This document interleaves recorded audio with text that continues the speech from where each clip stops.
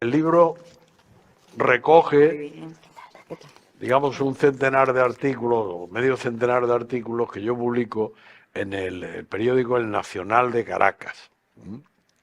Y entonces está dirigido esencialmente a una doble finalidad. Primera finalidad, que la gente lea en un lenguaje claro cosas de la administración pública, la gente que no es de la administración pública. Por tanto, eso es lo que intento. Y segundo, a introducir ideas positivas de la administración pública, más allá de eso de decir que la burocracia tiene la culpa y ese tipo de historia que aparece continuamente en los periódicos, ¿no? Lo que pretendo es cambiar un poquito la mentalidad. Y luego, por ejemplo, insisto en muchas ideas procedentes de la época de la pandemia, ¿no? La desconfianza, el incremento, la respuesta insuficiente, los sistemas de salud han sido débiles. También han sido débiles en España, pero mucho menos débiles, ¿no? Obviamente allí, fijaros que en el Perú, pues hasta un presidente de la República, pues se inyectó la vacuna antes de que le tocara y tuvo que dimitir, ¿no? Y procesos de este estilo pues han ocurrido en varios de los países iberoamericanos, que es a lo que se dedica el CLAD. Y luego hay los estados siguen siendo débiles, ¿no? Los servicios públicos son muy deficientes, los países son muy grandes, son muy extensos y entonces además son poco desarrollados, en consecuencia no es tan fácil llegar hasta el último lugar. En consecuencia los servicios que se prestan, que son menores que en el ámbito español, se prestan en un ámbito muy reducido geográfico, en las grandes ciudades, ¿no? Aunque, bueno, el 80% de la población iberoamericana, no latinoamericana, pues vive en grandes ciudades. ¿Y ha disminuido la desigualdad? Pues no. Los últimos datos de la CEPAL te dicen que ha aumentado, incluso que ha aumentado la pobreza extrema. Entonces, el planteamiento es que sí, tenemos mucha más tecnología, tenemos incluso muchos más metales preciosos o metales raros que los iberoamericanos están vendiendo, incluso el PIB puede haber aumentado, pero sin embargo la desigualdad no ha disminuido, ha aumentado, ¿no? Los estados, señalo, son pequeños.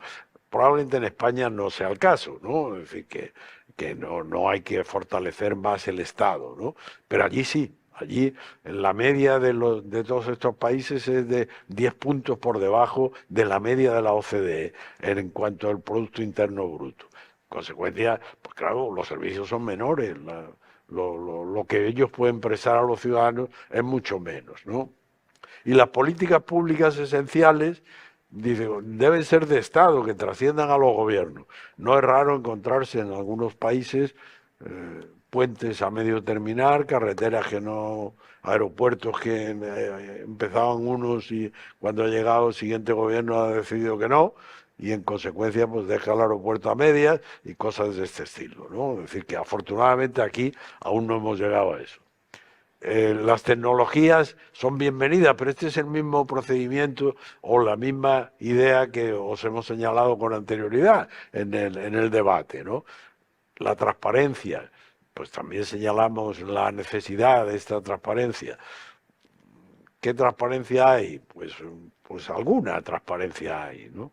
Y de hecho, en los grandes escándalos políticos, el paradigma en ese sentido es Perú, ¿no?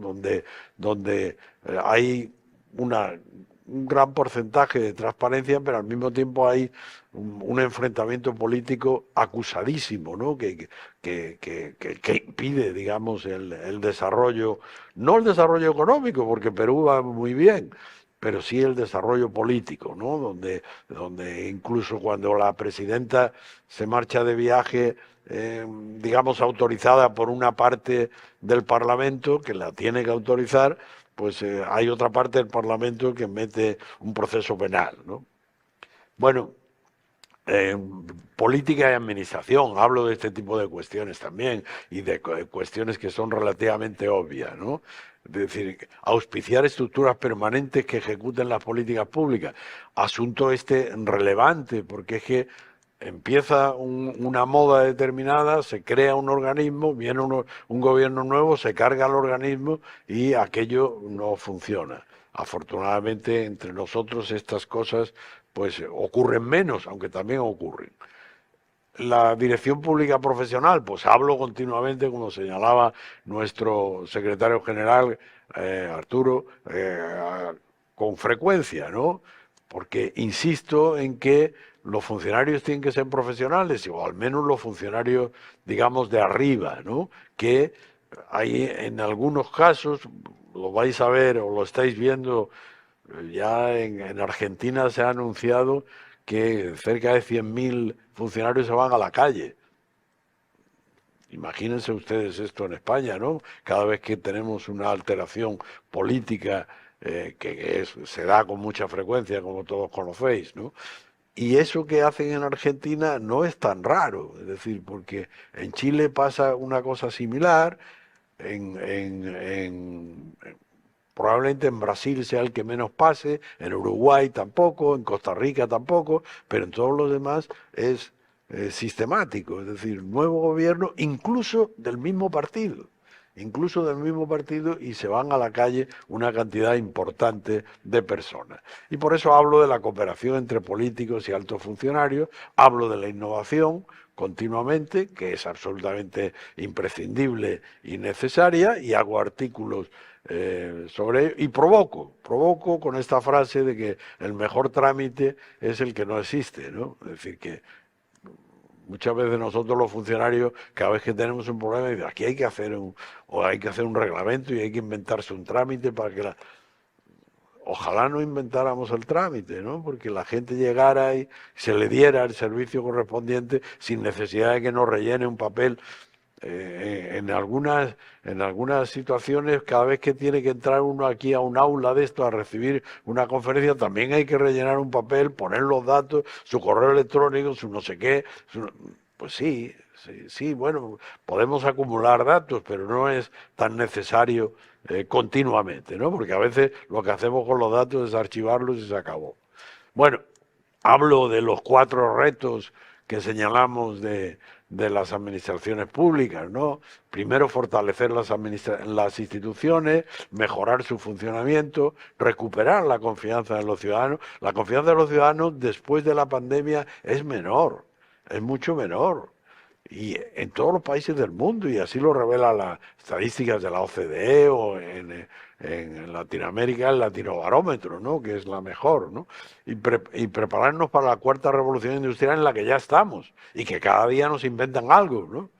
Entonces, las administraciones públicas no pueden seguir con procedimientos del siglo XIX o con sistemas que nadie entiende, sino que tienen que hacer las cosas mucho más rápidamente y mucho más eficazmente, ¿no?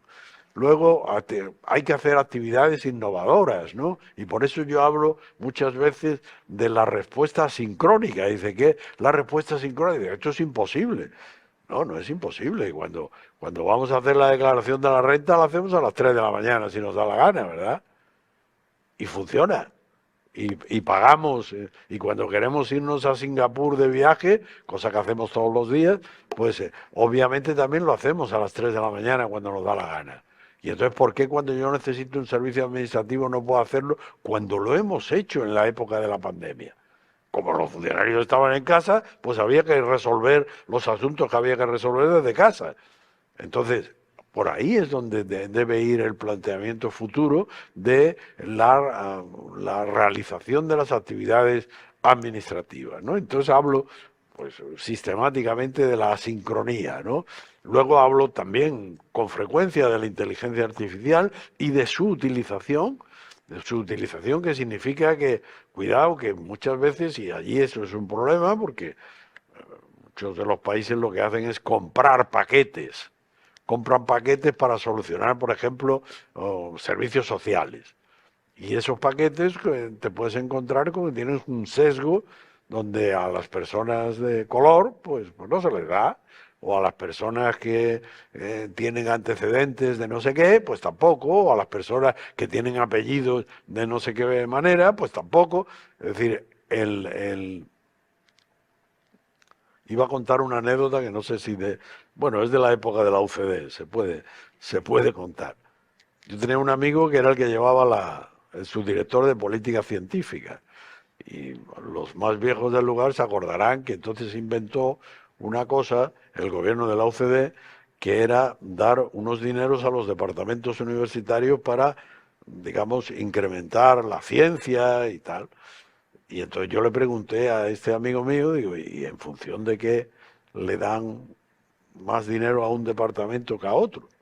Y dice, hombre, pues en función del número de alumnos que tiene, del número de publicaciones, del número de referencias internacionales, del número de tesis doctorales, del número...